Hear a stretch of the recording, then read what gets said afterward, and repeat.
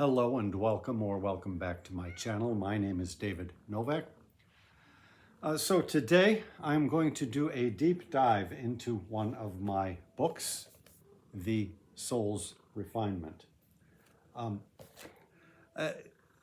Side note, the site Lulu.com is a self-pub site where I have many of my books listed for sale.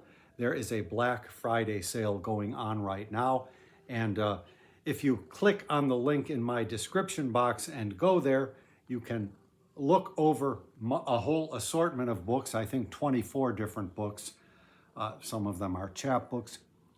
And if you type in the code Holiday 30, you will get 30% off. So that sale runs through December 2nd, so this is a little commercial. I generally don't shill my books that much, but Lulu only gives you a superb discount like that once a year if you're lucky. I think I saw it happen one time on February 29th where they gave a 29% discount. So that's the max that they will go to. So if you've been thinking of looking for my books, that would be a perfect time to do it. So, the first 5 books which I self-published will not be there. And that doesn't quite answer the question of why I want to do a deep dive into that one book. And there's a confluence of various reasons, and I thought I should speak to that a little bit. So one thing was I occasionally watch former booktuber Matt Wall, and he gave a general talk to his viewership about being an artist. And one of the things he suggested was that you should, if you are an artist, you should present your most extreme self. You should be your most extreme self. It's a new idea to me, something I had never considered. I don't consider the writing of poetry to be an art, strictly speaking, but perhaps making YouTube videos is or could become an art. So I thought, well, why don't I present my most extreme self in the making of a video. Now, you're not going to see anything you haven't seen before, so I should clear that up right away.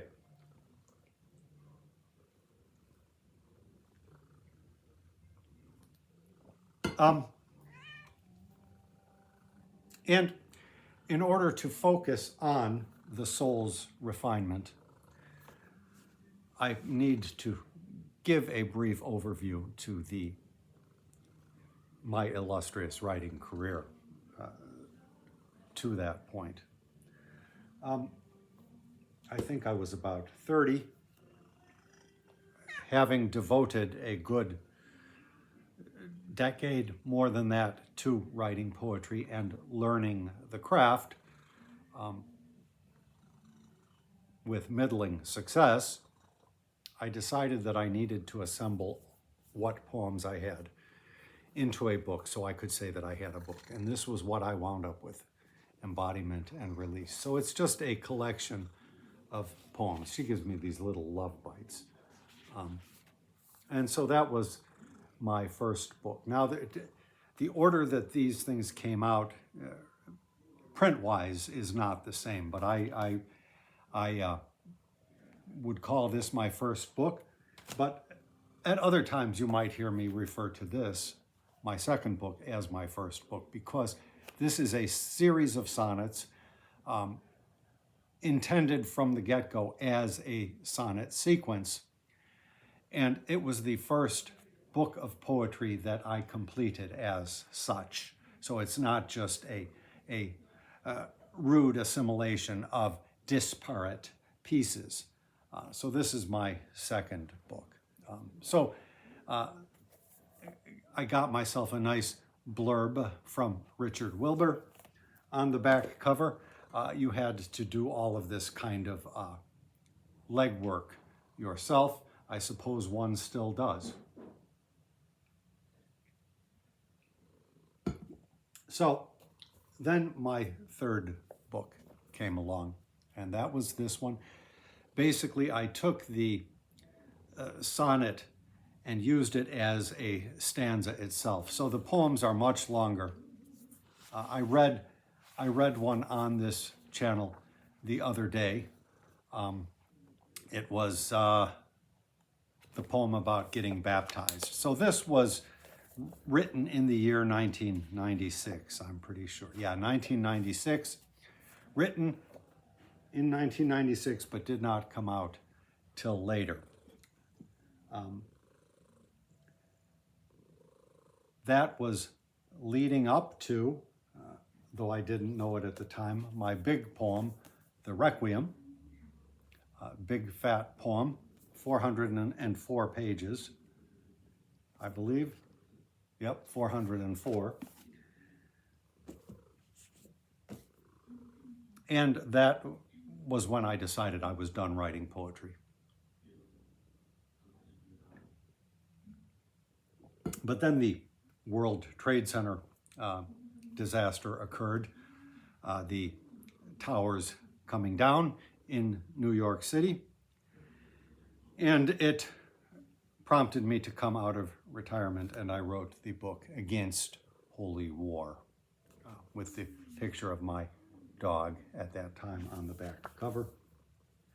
So these were the 5 books that I self-published, each one volume coming out each year from really 1999, I think, but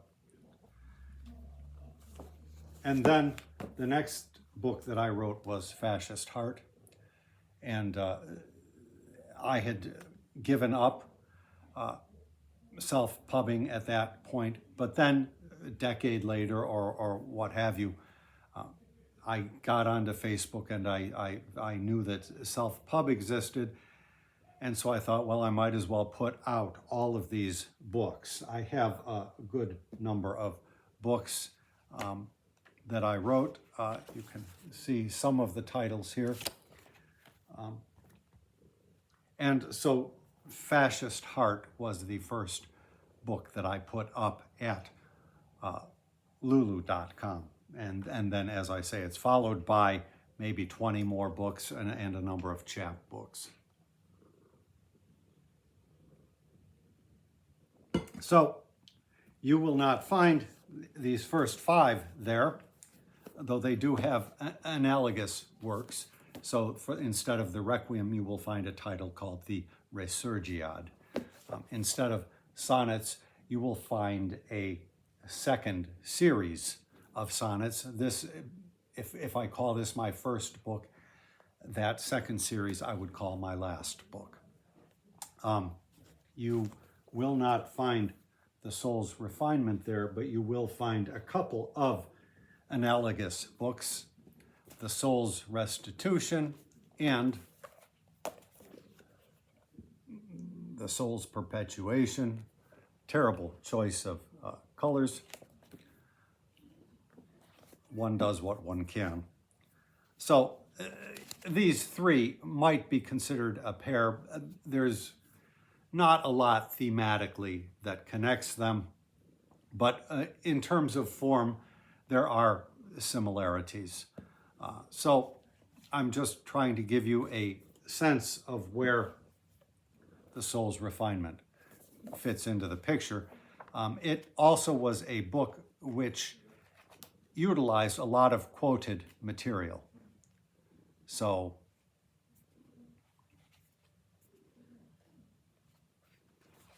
here's a quote from James Baldwin.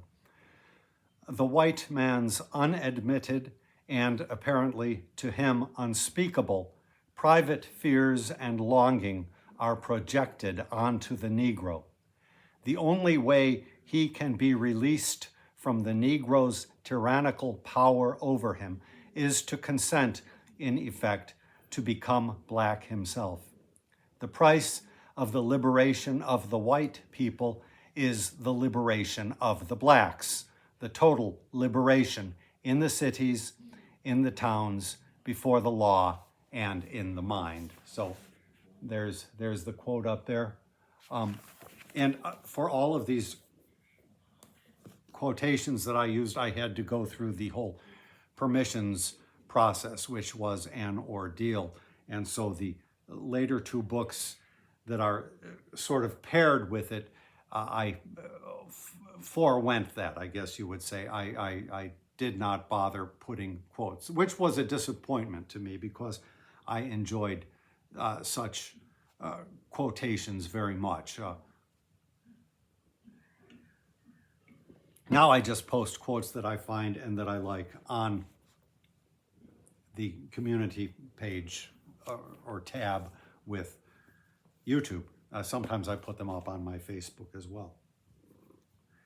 So I think that quotation by James Baldwin actually was pretty apropos.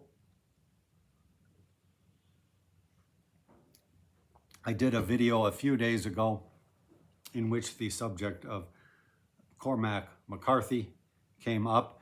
It was revealed that when he was 42 or thereabouts, he had an affair with a woman which began when she was 16, was consummated when she was 17, and then continued a while, and they remained friends, at least, I guess, for the duration.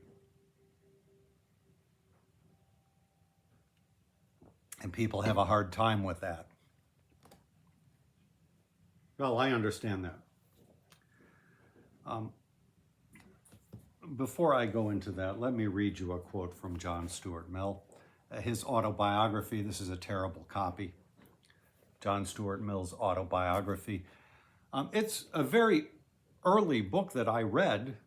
I was recommended to John Stuart Mill by Marcia, who was my sort of literary mentor. And I've never mentioned Mill before. He was another very early influence upon me just as a person trying to educate himself and become literate, familiar with literature. So I think I first read The Subjection of Women, which she had recommended. Then I read the autobiography. And finally I read On Liberty. And I've never gone further than that with Mill. I've often felt that I should. But there was a section in here which struck me as important way back then. I haven't reread this book since then. He is talking about his father. Now, if you read his story, you know his father put him under something of a stressful educational system. He used his son as something of a guinea pig, which in the case of young John Stuart Mill bore interesting fruits. But he talks about his father. And let me see. Well, I'll read you a sentence before the part that struck me. In ethics, talking about his father, his moral feelings were energetic and rigid on all points which he deemed important to human well-being, while he was supremely indifferent in opinion, though his indifference did not show itself in personal conduct, to all those doctrines of the common morality, which he thought had no foundation but in asceticism and priestcraft. He looked forward, for example, to a considerable increase of freedom in the relations between the sexes, though without pretending to define exactly what would be or ought to be the precise conditions of that freedom. This opinion was connected in him with no sensuality, either of a theoretical or of a practical kind. He anticipated, on the contrary, as one of the beneficial effects of increased freedom, that the imagination would no longer dwell upon the physical relation and its adjuncts and swell this into one of the principal objects of life, a perversion of the imagination and feelings, which he regarded as one of the deepest seated and most pervading evils in the human mind. So that struck me, and it applied very much to my case. I was raised in an environment which caused me to be uncomfortable with my own sexuality, and the writing was a means of working some of that out. I remember once I stopped in Seattle and attended a friend's English class for a period, and the teacher told everybody what most people write and call poetry is really therapy. And for me, I knew then and I know now there is really no distinction. So the Cormac McCarthy brought me to talking about this because it has never been a book that I like very much, but it's an important one along the road for me. And that's, it was important along the road for me because when I finished this book, I had a sort of spiritual feeling that I had completed a circle. I was very much involved with what the Chinese call qi, the energy that circulates in your body and out. It pervades. And I had the strong feeling of a circle being completed in the sense that, say, even with the arch of a Roman arch, they build from the sides up, but when they finally get to the top and put that keystone in, that's the moment that the structure becomes strong. And with this one, I made a complete circle, and I think it indicated that something in my poetics had achieved strength. And it was a feeling that has never been repeated. It had to happen that one time. It set me up then for being able to do this big poem. But I didn't like it for a couple of reasons, and don't like it for a couple of reasons. One is the technical thing. When you write, you experiment, and I did a number of times in this a thing where I would break a word with a hyphen. So I doubt that I can find one if I look for it now, but say the word beauty. So instead of beauty, I would have broken it and put, say, butte, hyphen, and then put the Y on the next line, and done that with within a context of rhyme. It was an experiment. I thought it seemed like a neat idea. A poet like Gerard Manley Hopkins does that kind of thing casually and almost ubiquitously and gets away with it. My style is much more regular, I guess, and so doing something like that just stands out like a sore thumb. So it's really, from a technical standpoint, an appalling blemish, at least to my eyes. Somebody else may not think so. But the other thing was along the lines of Cormac McCarthy. In 1996, I would have been 34, and there are a number of poems that relate to my attraction to a girl of 14. Now, nothing ever came from this. It was written down, and for me, from a therapeutic sense, it was important to record this and to acknowledge this, having, as I say, come from a background where one was not permitted to acknowledge these facets of personality. So,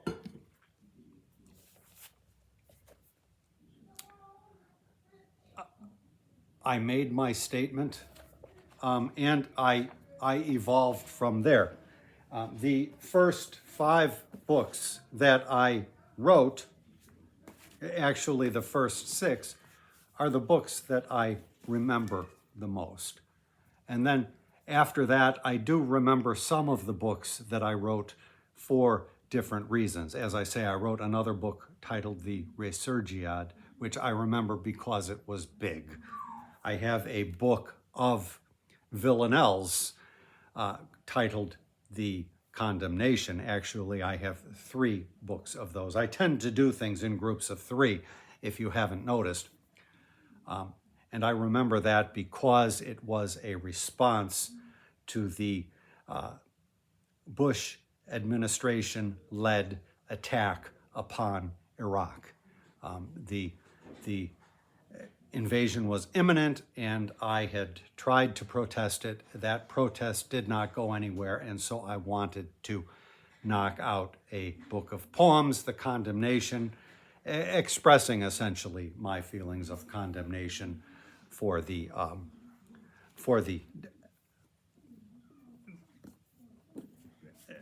debacle or debacle, whichever way you care to say that.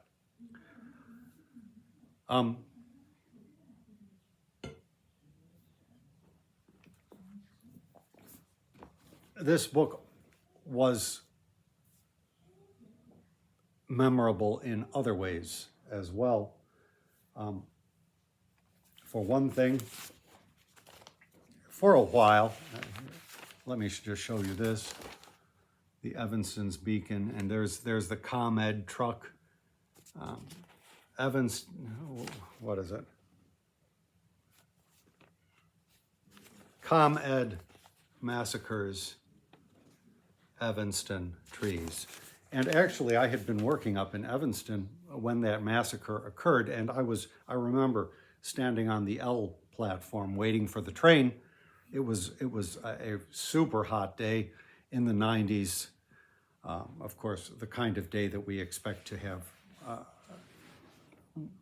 a regular feature of our lives from now on. But it was an unusual occurrence back then. And I looked off into the distance and I saw these trees coming down. I couldn't see the reason for it, but it struck me as horribly nightmarish. It's just a stroke of luck. I was working at the time at the collector's office in the city of Evanston. I was doing data entry, and I wrote a poem about how much I hated my job. And so, as you might expect, or as any normal person might do, I submitted it to this poem. So there it is, The City Collector by David Novak. And it's just pure coincidence that it came out with the side by side with the picture of Evanston massacring the trees. This was, I knew, a somewhat anti-establishment publication.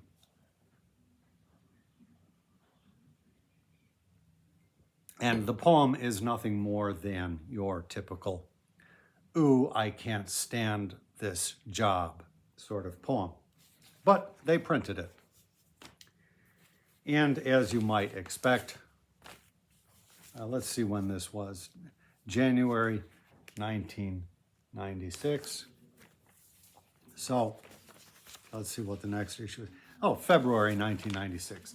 So the consequences happened real fast. A letter to the editor. More on the city collector, of course, that headline was not mine, but I had to write a letter. Today, I was let go from my assignment at the collector's office. Specifically, so my agency informed me, owing to the poem, i.e. the city collector, which was published in last month's Beacon. They must have interposed that, which was faxed to them by the city, and not because of any failure or inadequacy vis-a-vis my job performance. It was interesting to note as I departed that all the copies of Evanston's Beacon were gone from the rack in the foyer. So they had been distributed. They were cleared out from all of the distribution centers. Of course, getting removed from a job based on something that one has written is something of a shock. I was pretty resilient as a young man. I was doing a lot of temp work. I was doing a lot of permanent work, which I treated as temp work. So I was having to look for jobs occasionally. I was never particularly good at looking for jobs, but it did not shatter me, but nevertheless, it let me understand about repercussions to words. So that poem is in this book. And I think there is another poem that is some kind of a follow-up to it. Now, in my case, I have not held my tongue as a poet and have not, as yet, had to suffer consequences worse than getting removed from a job. Times be a changin', and who can say whether that will be the case in the future? Had you written a poem in Nazi Germany against Adolf Hitler, you would have been hung or guillotined or something.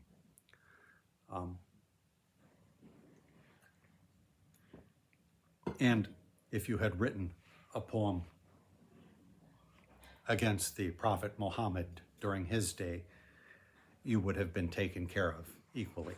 But I have been lucky so far that was it. But still, it was a learning experience.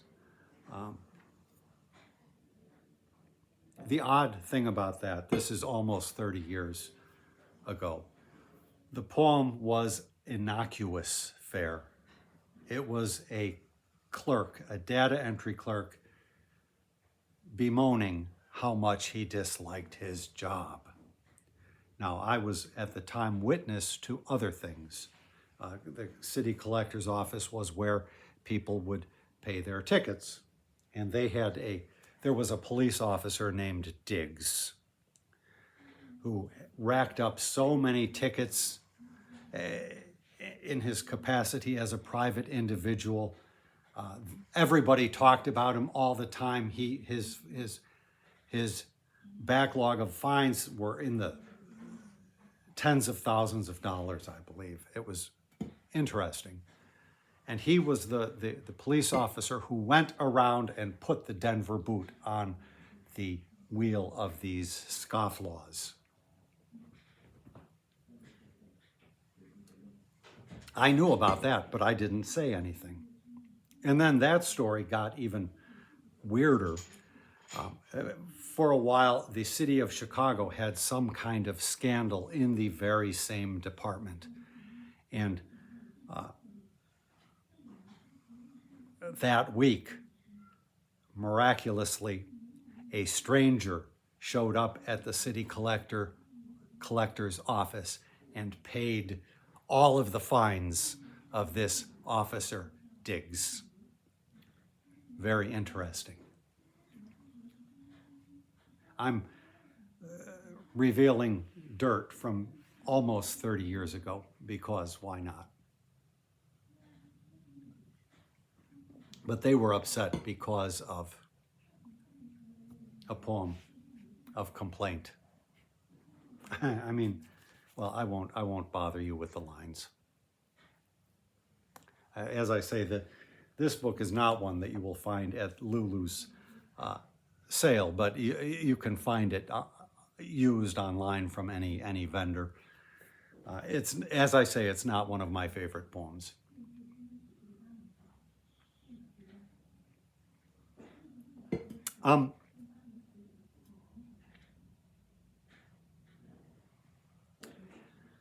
You learn a lot working at the collector's office. Just an aside, something I once witnessed. There was a man, a dentist, who brought the Denver boot in and said, when I was pulling away from the curb, I saw this. I think it had been attached to my wheel, but it slid off. So I came in to pay my fines and to return this to you. Well, the clerks at the collector's office called the police. The police came, and they took it as an affront. And this dentist began being kind of good-natured, thinking it was kind of comical, and ended up on the ground, and they were ready to kill him because police have this escalation technique where they just go from 0 to 100 and they explode. And they took it as some kind of personal affront that as he was driving away, the Denver boot, which had not been affixed properly, slid off of the wheel. And they accused him of somehow tampering with it. Maybe he used one of his dental implements. You don't know, but he was the most mild-mannered guy you could imagine. And they had him on the ground. I don't recall them doing the kick treatment or anything like that, but they were livid. So that was working at the collector's office, and I was glad to be out of there, honestly, even though it was a scramble to find paid employment again. I think that may well have been the last of my working for that particular agency. But it's remarkable on a personal level for other reasons. Years before, in school, I had taken classes with Paul Carroll, writing workshops. A very dear man to me. His writing style is very different to mine. So,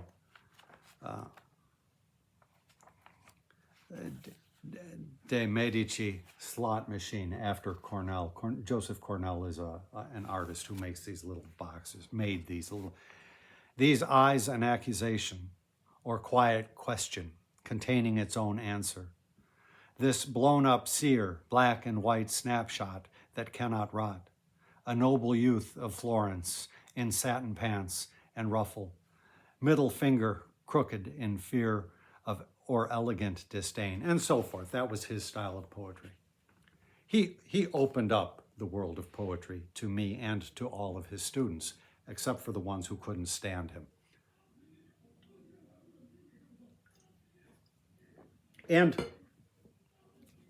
early on, one of these poems, so the first poem is 2 stanzas long, the second poem is 4 stanzas long, and I have a memory that goes with that one, but you'll have to get me on a different occasion. And then the third poem is 6 stanzas, and it is kind of like a, I don't know what you call that, when you,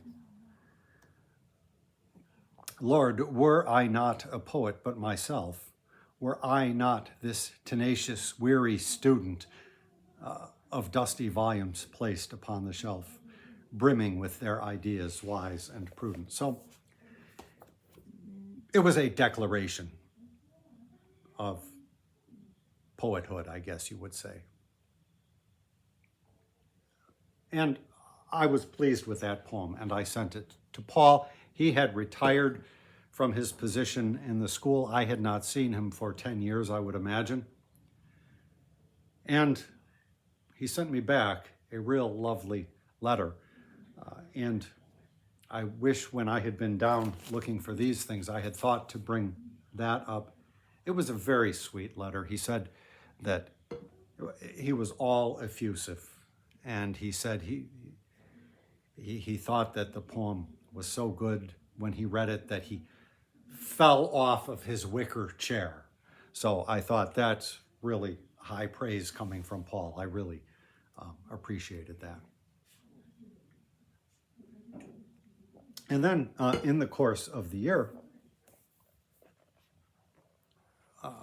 I got the news somehow that Paul had died. And there may be a poem, a video up of me reading the poem, the elegy to Paul, which is in this book as well.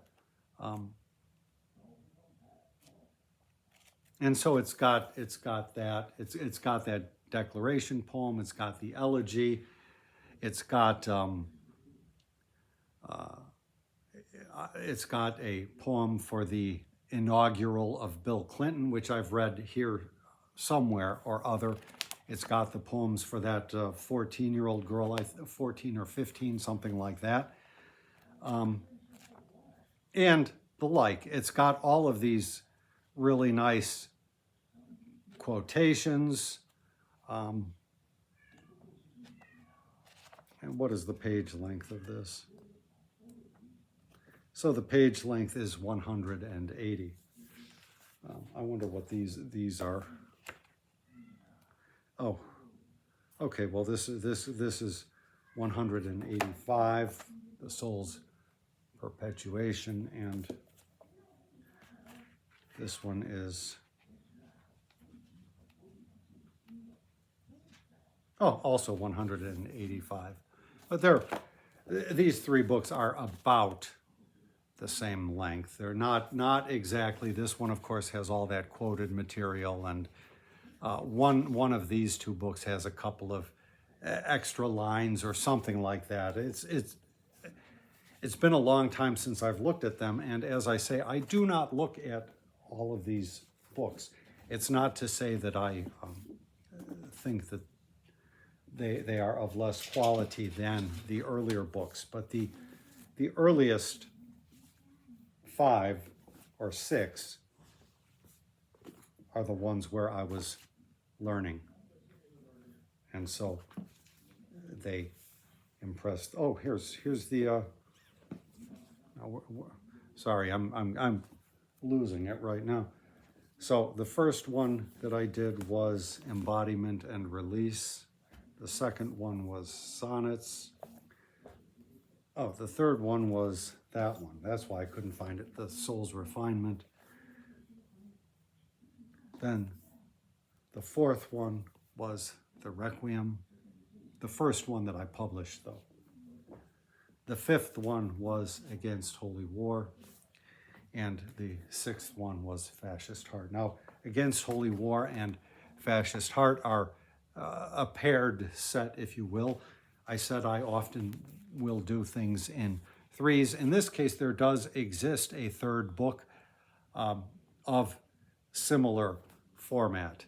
And it was a book that I detested so much immediately upon finishing it that I packed it away and have never looked at it since, never bothered to put it up at Lulu. But I think I included it on my list of titles. I think it's In Fabled Virtue. So it's a very short thing. Those books are very short. If you decide to avail yourself of this opportunity to get 30% off of some of my books, I urge you to look at the page count before you put the item in your cart, because they are different and the prices are different. The chapbooks may well only be 20 pages or even less than that. And if that's the sole thing that you order, you'll wind up paying an arm and a leg for shipping for them. So I think that covered everything that I needed to say about these books. This is the other big one, the Resurgiad, which you can get at Lulu. And there I am reading a little copy of Shakespeare.